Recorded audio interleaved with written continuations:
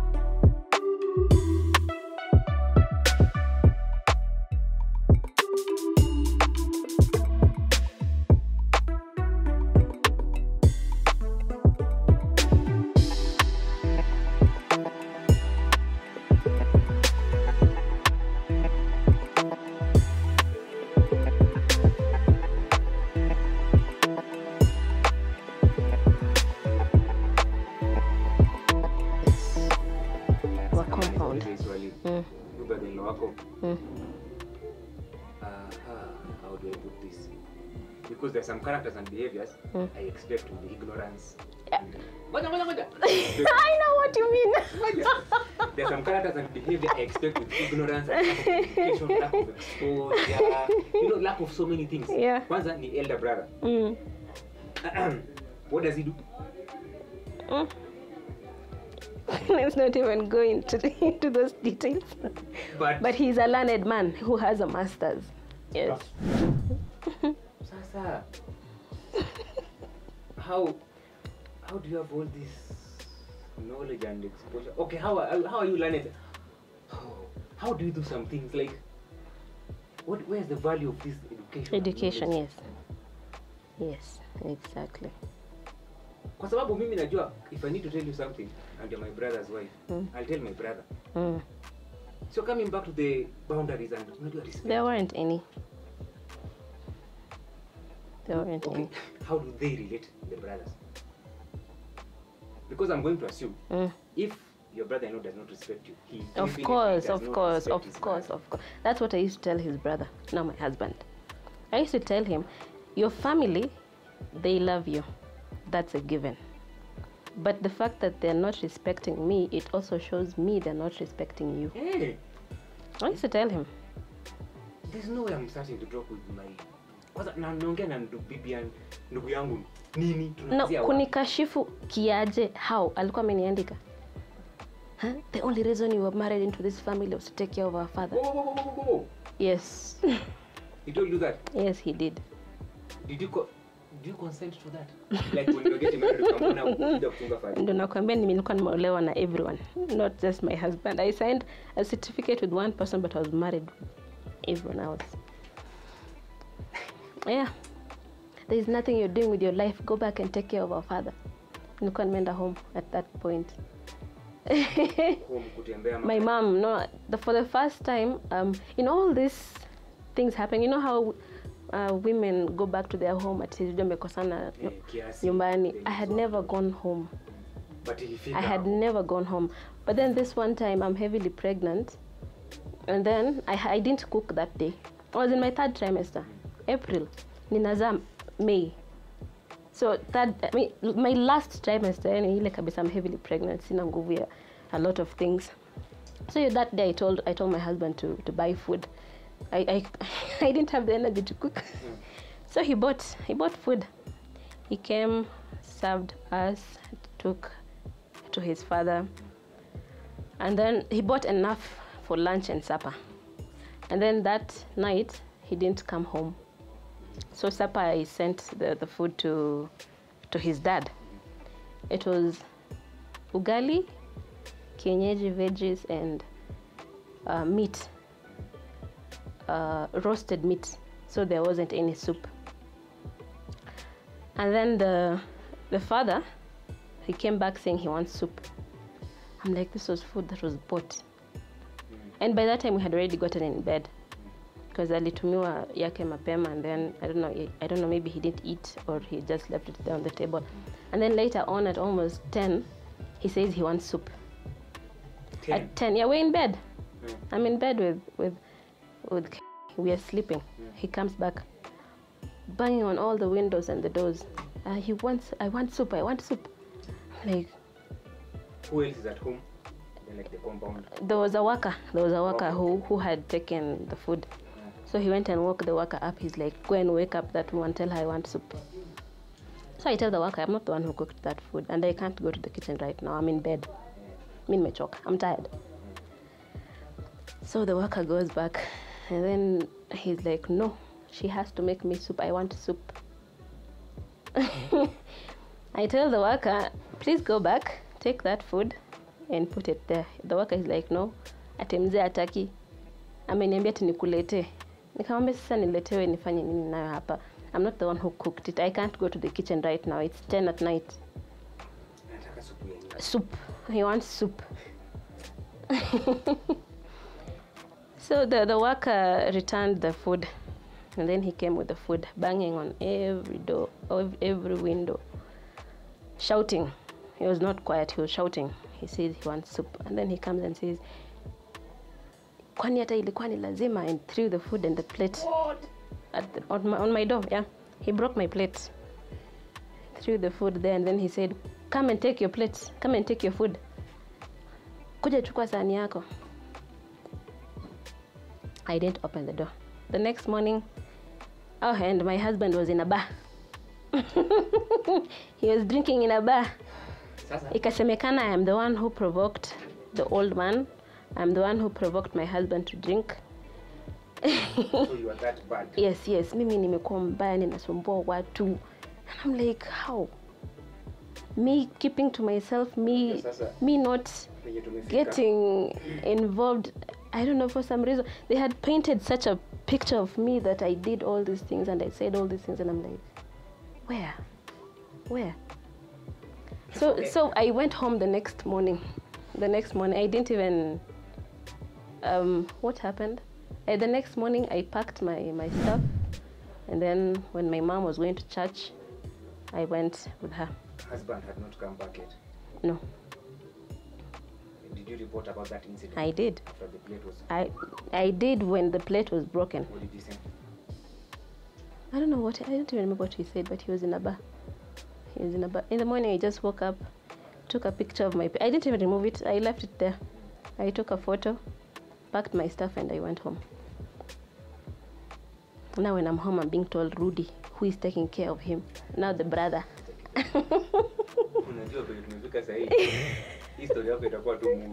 What the hell? Go back and take care of Yes, that is the only reason you were married. There is nothing you're doing with your life. Because you're sucking up to the bullshit, so there's nothing you're doing. Yeah, there is nothing I'm doing. No, because I'm home, I'm not working, I'm not in employment, so there's nothing I'm doing with my life. Were you being paid? Exactly. Were you being paid? And any money that the family were sending, nothing was coming to me. It was all going to their brother. It wasn't coming to me, but for some reason they felt that I was the one who was using the money. But still having entitlement. Yeah. I don't know what it is that all these things that this woman kept it. I don't really know. Plus, my husband at that point, he also used to throw me under the bus. Like, to save himself, he'd say something about me sometimes that were not true. so that the focus can move from him and his bad behavior to me.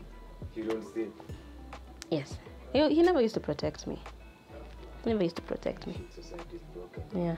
So at this point, when the brother is telling me all these things, I told him. And why is it? Well, I told him. Hold on. Umenda home. Yes. After how long did you communicate? Who? The brother. Oh, it was the same day. The same day. Same day when I went home. Alijuaje umeenda? Si aliambiwa. Na I think he was being told things every day. Ameenda. Akakupigia simu. Yeah. Was he loud? Was he angry? How did he pass? He was angry. He's ananipigia makelele kwa simu. Yes. So father amekuwa mtoto akiacha for 1 minute atakufa. Yes. I told him, but that's your I told him he's not my relative, because they were pushing all the responsibility of their father on me, and I'm like, he's not even my relative. Ikakuwa maneno mingi. I am being rude. I am now my response from being provoked is what was being focused on. Yes. You see what kind of a person she is, what kind of things she's saying. They're seeing your reaction. My reaction, but yes. They don't know what you're reacting to. No. They don't know. They don't care.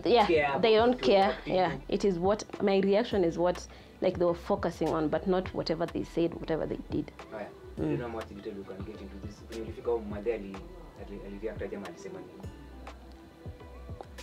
nini? She even had when I was on the phone with him, she was asking me, why is he talking to you like that? Yeah.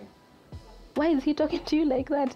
Come, this is not the first time. This is how he talks to me. And when I tell the brother, sometimes he'd say, then why don't you do what he says for him not to talk to you like that? What? I know. I told him, that was the first time I think I've ever been rude to him. I did this. I told him, are you okay? Bwanako anakuambia ati fanya yenye anasema ndo asikuongeleshe hivyo. Kwani anamuogopa? I have no idea. There's something wrong with him. Yes. No, with all of them. Do what he's asking. Does kuongelesha hivyo? Yeah.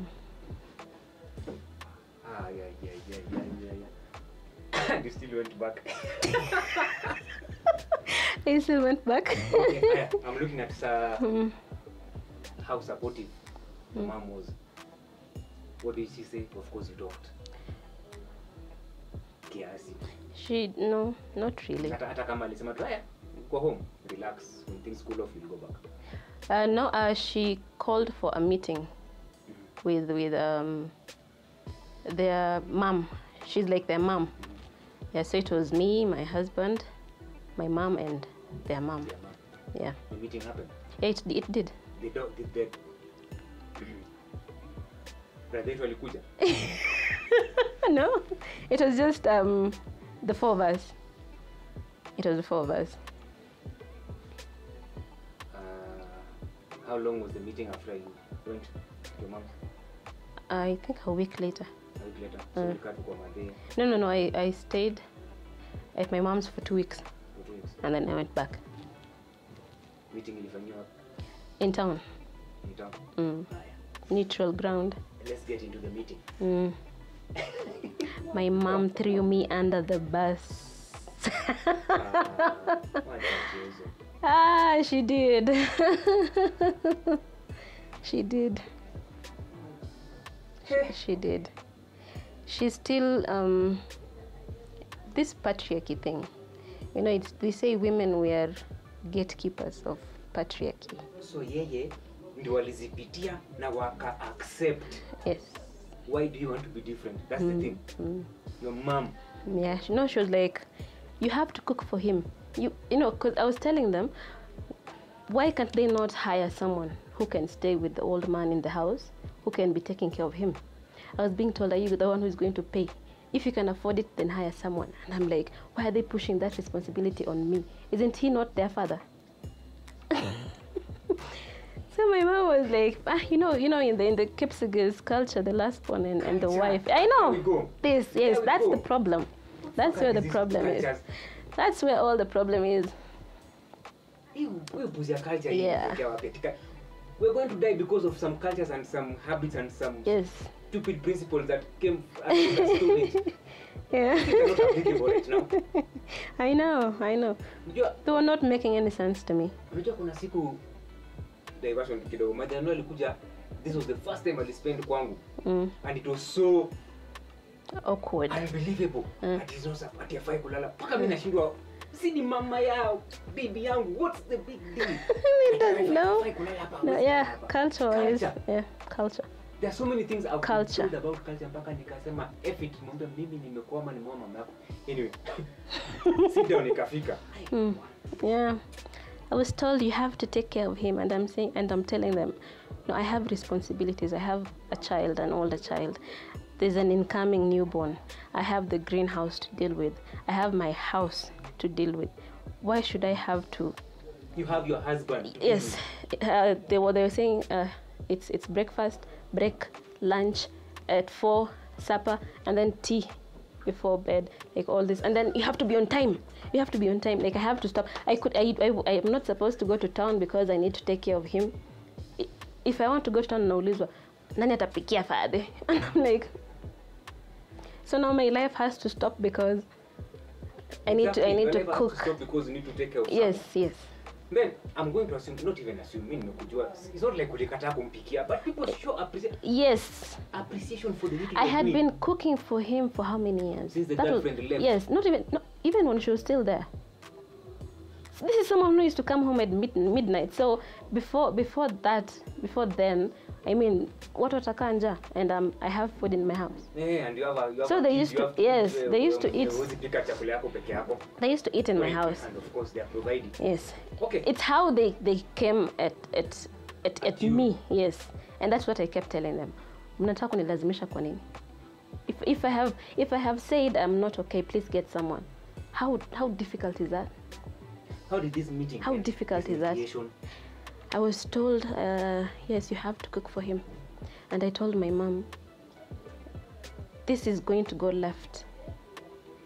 All this is going to go left. And when I leave this house, now, my house, I told her I'll not come to your house. And I told her I will not even let you know when I am leaving this house. And I didn't. She knew I left 2 days later. Yes, and then my husband used to use that. Even her mother said, so why isn't she not doing what everyone is expecting of her? How many guns are these? Everyone is just... When is Tero? And I'm like... I swear, when is Tero? What? No, but my grandfather used to say I'm obstinate. I'm stubborn. Wow. So for me, if you try to sit on me, and I'm like, why are you trying to sit on me? Why are you trying to force me to do something? He used to tell me, you either cook for father or you leave. And I'm like, okay. I hear you. Okay.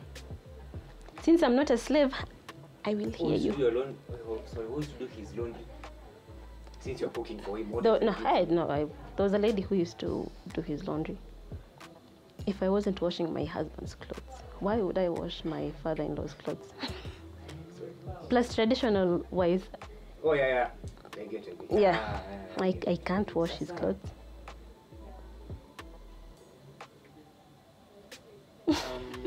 Health-wise, how is he?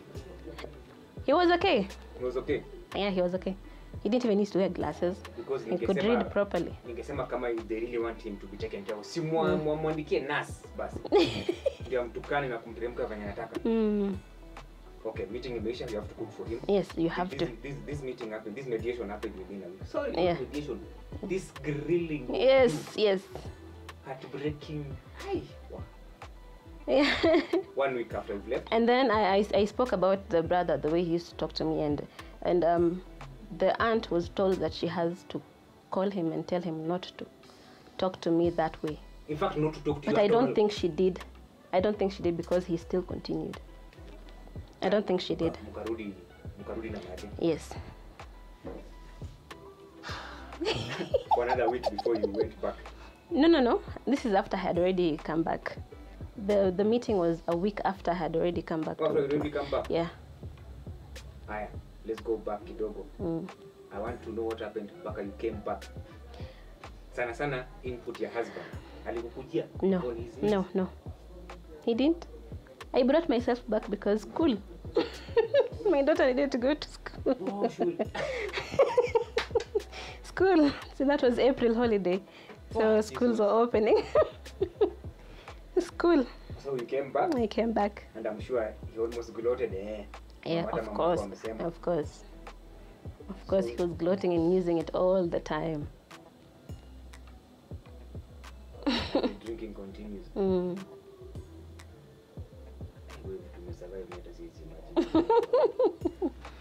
People go through stuff. Yes, violent interruptions. What wanna? Yeah. But kuna kitu ingine tolerance. Story itaanzia wapi? You've gone back. You're cooking for him. Then I had my baby. Oh yeah, plus I came back because of school and I was almost delivering. Yeah. Is this another episode of Nightmare Lake? But the childbirth. It was actually a good. I always say I had a very good time. Because now you knew. I had a very good time. Yeah. Like everything just went. Smooth. It went because I had gone to hospital a week before. Same hospital? No, different. Different hospital, different doctors. I didn't get different a personal. Everything was different. Nice. So I went a week before, got to know my doctors, and then we planned.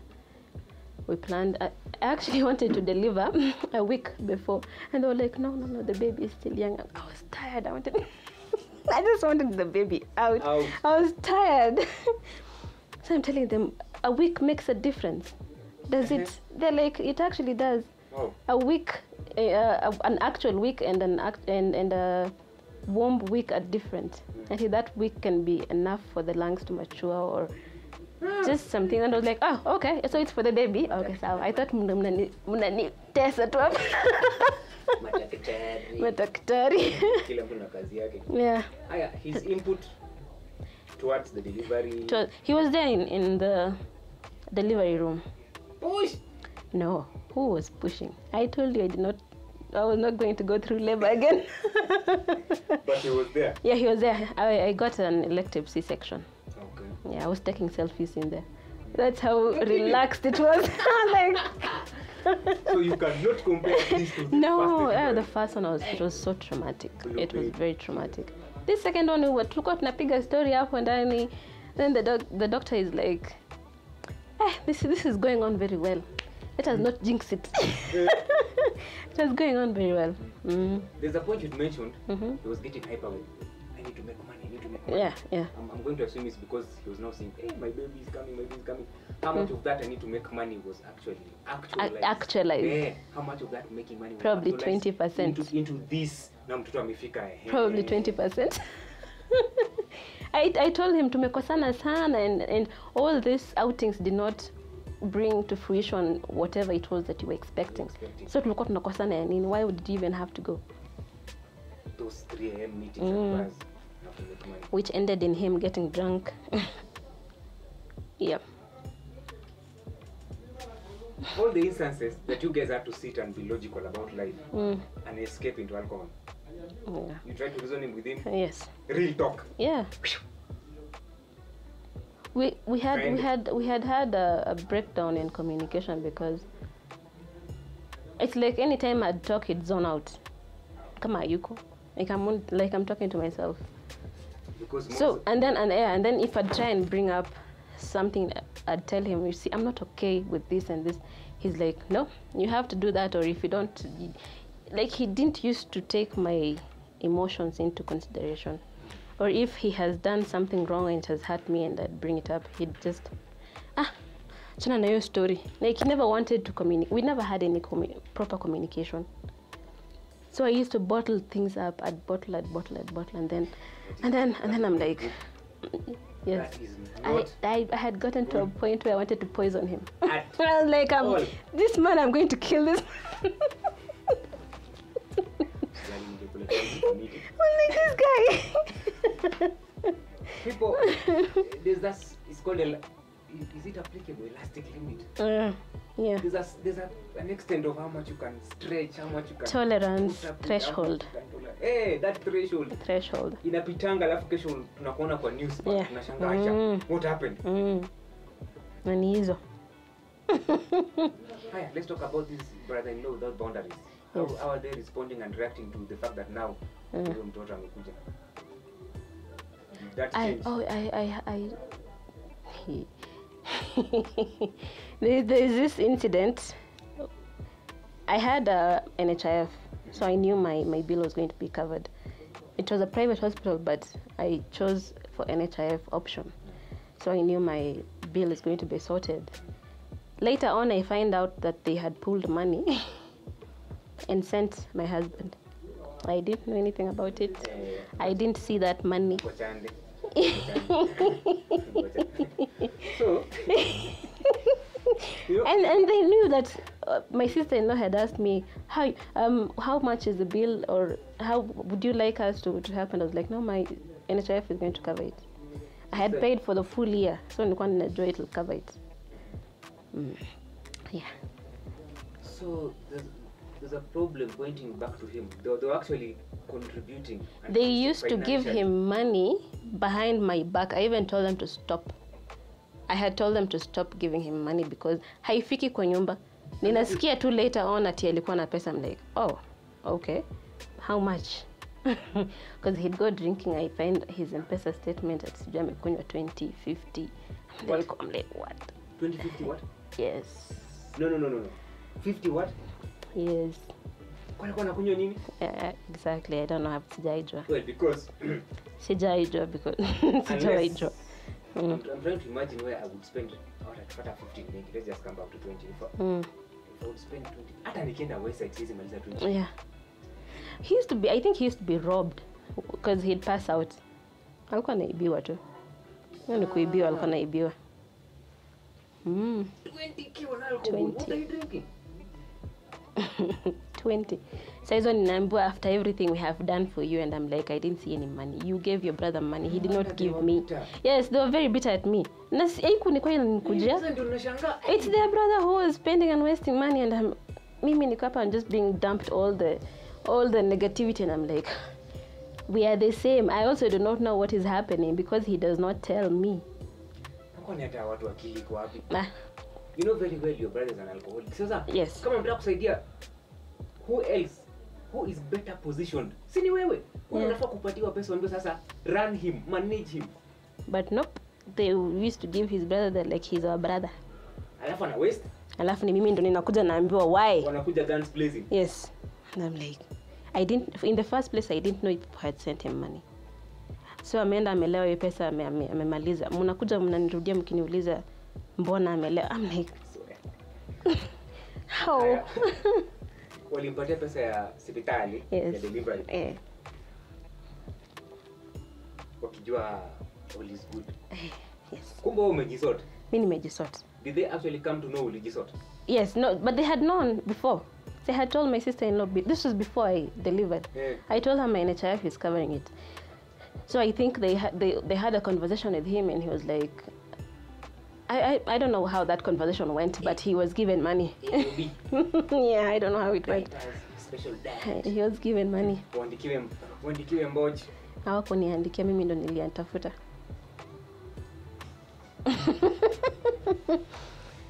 No, I used to pay my help. Not them. Not them. Yeah, day scholar. Okay. Day scholar. Hey! Haya, old man reaction. Mjukuu amekuja. He changed. It's all about how people are now behaving and are reacting towards the things that are happening. People didn't really change. Still. Yeah. Haya. Husband mwenyewe disappearing apps. He was okay he took care of me. Yeah, for the first month. Yeah. Yeah, the first month he was very good. He quick aliwacha pombe. He used to take the baby to sunbathe. He used to prepare Kemi for school. Like he was nice. He was nice. I was like, oh, this is so nice. Yeah, he'd make sure I've eaten. He'd prepare the meals. Like he was very hands-on. Very hands-on. The only part that he didn't used to do was the night feeds, the night changing, all that was me, because he had moved to a different room so that I could sleep with the children. Yeah, so Apple, I was alone on that.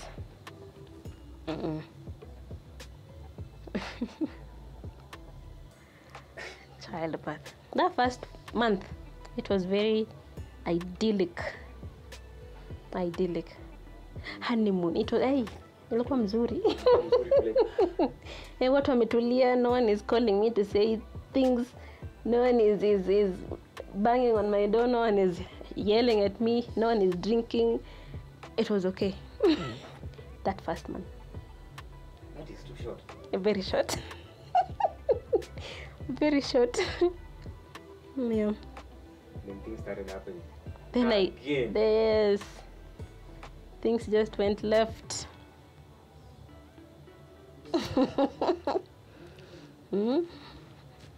Nikapigwo when the baby was 6 weeks old. And then? Father-in-law. What? Yeah. What happened? So I had not fully resumed work on the seedlings. So this one time I was, what's the word? Overseeing there was an order that we had been given. The order was given, the client had paid the deposit in half. So it was paid work that we were doing. So the old man amekosana sijui na nani, alikuwa amekosana na nani huko. And then he was chasing one of my employees' son. He was chasing the boy, a little boy. I think he was 6. I kuuliza if you had any assistance with the biashara. Yeah, I had. That day I had 5. Oh, that day? Yeah, that day. Sorry, sometimes there'd be more, sometimes less. Yeah, casuals. They were casuals. Yeah. When I have big orders, I used to call them. Or anytime we were seeding. The rest, it was manageable. But when we were seeding, I needed extra hands. So we were seeding that day. They were seeding. And I had come to check on how everything was going on. So when I was walking out of my house, I heard the boy screaming. I'm wondering, what's going on? So I don't know what that boy had done or what someone else had done, but he was up in a tree. A boy of what? Yeah, 6'5". 5 years. Yes, he was in a tree. So basically a kid. Mtoto. Yeah, he was up in the tree and the old man was throwing rocks at him. No, that's his son. We are Chapa. This is one of my employees' son. So he was throwing rocks at him up in the tree. We're like, why is he trying to? And not small rocks, not small stones, bricks, like broken pieces of bricks. So my employee ran to go and save her boy. So going to intervene, he turned on her, and then he started throwing the rocks at her. So she ran back to where we were. So I decided to stand because I saw the way he was and he had his walking stick. I knew he'd come and start breaking the trays. So I stood before the table so that he couldn't. Shielded. I was shielding shielding your investment. Yes, exactly. And that was a company. We had just gotten into a company. So that was company property. Yeah. So I was shielding the investment. Around what time was that? Mchana? Yeah, it was around 1. No, 12 something. It was heading to lunch. Where was the husband? He was in town. Yeah, so he was in town. So the employee started running back. So when she started running back, he followed her with the rocks, holding the rocks and his walking stick under his elbow. So the boy got out of the tree and ran because the mom told him, run, go home. So the boy ran and then he followed my employee.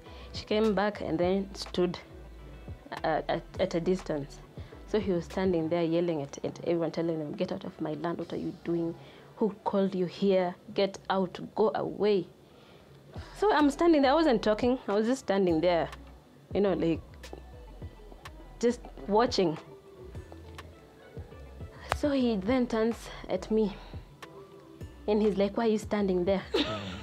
Oh, you were part of Kenya? No, he was telling because the employees had moved back. I was the only one standing there in front of the table. So he's also telling me, why are you standing there? Yeah, why are you standing there? Yeah, mambia watu watoke, wendo stero. No, I didn't really think that it would go that direction. I was standing there just so that he couldn't hit the trays with the walking stick. I didn't know it would land on me. I didn't know that. Hey.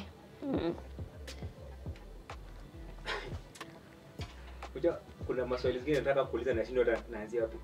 Why were you putting up with all this? Okay, not why. How? Where do you get this? Where do you get the strength? I don't think it was strength. I grew up without a dad. So I used to always say that I'd want my children to have a father in the picture. And my husband, as much as he was a lousy husband, he was a good father. So that is what I used to hold on to. He's a good father. Yeah. Yes, that was like the bare minimum. I was like, let me just much about what I enjoy. If I'm not taken care of, if I'm not being considered, then it's not about you anymore. Then it's not about me anymore. Yeah. Yeah. Yeah, so it was because of that. Yeah. Okay, I don't know if you can answer this. Give or take. If kama ungetoka yeye na walking stick yake. Because now we're talking about business, talking about money, and money is a very important aspect of life. Yeah. How much damage are we talking about if you decided to go rogue? On that table that single day? Yeah. That was about 60,000. You're kidding? Yeah. Sasa mnafanya nini hapa? Was he not seeing? Because the seeds, the media, the trays, there was a lot going on. Time, yeah, the energy. Yeah. Was he not seeing you're doing something? I don't think it mattered to him. I don't think it mattered. I do not think it mattered to him. For him, as long as he has eaten, he does not care what is going on. So you stood there? Yes, I stood there. Ukainua fimbo? No, alirusha. There was a, you know, this bucket, gallon, ya kukamua, ya kutumia kukamua ng'ombe. Ile ya chuma? Hiyo ya chuma. It was in the tap. It was fetching water because we were using the water. So he took it and threw it at me. It missed. It went all the way back. And then he was walking around with those broken down pieces of bricks. So when after he threw the bucket and it missed, he threw the rock at me. So I turned my back and then it hit me over here on my shoulder. So because I had turned, I couldn't see him. So on turning back, on coming back to stand where I was, I'm being beaten. He was raining. No, when I turned, he walked towards me because he wasn't close. When I turned, he walked towards me, and I didn't see him walking towards me. On turning, I'm meeting a raised walking stick being rained down on me. And society demands you cannot fight him. You cannot fight him. Abomination. Straight to hell. Straight to hell. You're bringing curses to your children. That's the society living. Yeah. That's how we're I would have been struck my head and then ngekufa hapo, and then I wasn't supposed to defend myself. No. What did you do? I defended myself. I'm not supposed to say. No, but I defended me. I snatched the walking stick from him. Was he going through things? Because I don't know. I have no idea. Violent, you're 6 weeks from delivery. Yes. I just saw red. I imagined dying, and then there's an infant in the house who is fully on breast milk. My daughter, the older one, like, you know, I'm their primary caregiver. Nika imagine nikufe tu juu ya huyo mzee. Watoto wangu. I saw red. Saizo employees wameshaika kando. Wako kando. They're watching. No, yeah, they weren't doing anything. Yeah. Wako kando. Then wao wameshtuka. They're like, what is this? So I snatched the walking stick from him and I told him to get out of my compound. And he did. And he was saying, this is my house, this is my compound. Nikamwambia, the fact that I'm living in it means it is mine. Get out. Nikamwambia, you're being violent. Get out. Yeah. So he left after, he wanted to go to the greenhouse actually first, instead of going to his house. I told him, please, no, do not go to the greenhouse. I told him, do not go to the greenhouse, because I knew he was going to start slashing. And there were other seedlings in there, other investments in there that I would have had to pay back if he had gone in and trashed them. So I told him to leave. Next phone call. No, he left. He went to his house and came back with a panga. Hiya. Yes, because he said I have taken his walking stick, so now he's coming back to take it from me. I told him not to pass my gate. With the panga. With the panga, he was holding the panga and he was slashing at the gate. There was a post at the gate, so he was slashing at it and he's saying utaniona leo, utaniona leo. You hadn't called husband? I had called him. My voice was shaking. I told him, get here now. What did he say? He came. How soon? No, he didn't actually pick my first call. Then I found out that he was giving a talk in some farmers thing. Oh, okay. So he was one who was at the stage. It's his friend who picked, and then I told him, you need to come home. Yeah, so he came. But then before he came, now the panga situation, he's saying he wants to. I told him not to pass my gate, because if he passed my gate, someone would get hurt, and it is not me. Because I am in survival mode and I'm thinking of my children. I was just about to ask you, were you prepared? Yes, I was. No, at that point I was seeing red. I was angry. I was angry. You know, all those pent up anger, all those. Yes, that was the day it just did that. So ulimwambia kabisa? Nilimwambia I told him mmoja wetu ataumia na si mimi. I told him, please don't pass that gate. Usipite hiyo gate. I told him, please. Nilimwambia tafadhali. Guy. I told him, please. My voice was shaking. I was angry. I needed to go and breastfeed because nilikuwa nasikia mtoto ameamuka. Na kuna mtu hapa kuna panga. Nataka kunikata. Why? What have I done?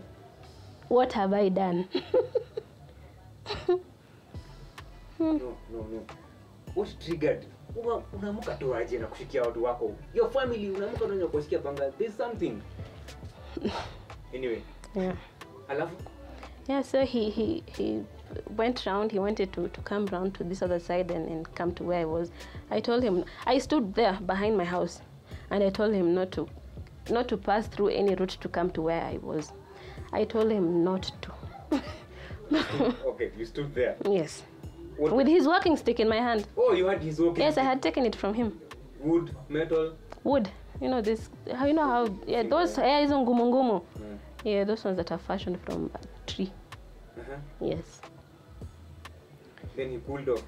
He went and sat. After a while, he went and after back and forth, walking back and forth, he went and sat down with the panga. Now he's waiting for an opportune time, and then that's when my husband came. First reaction? He wanted to beat his father. Oh. Yeah, the people actually held him back.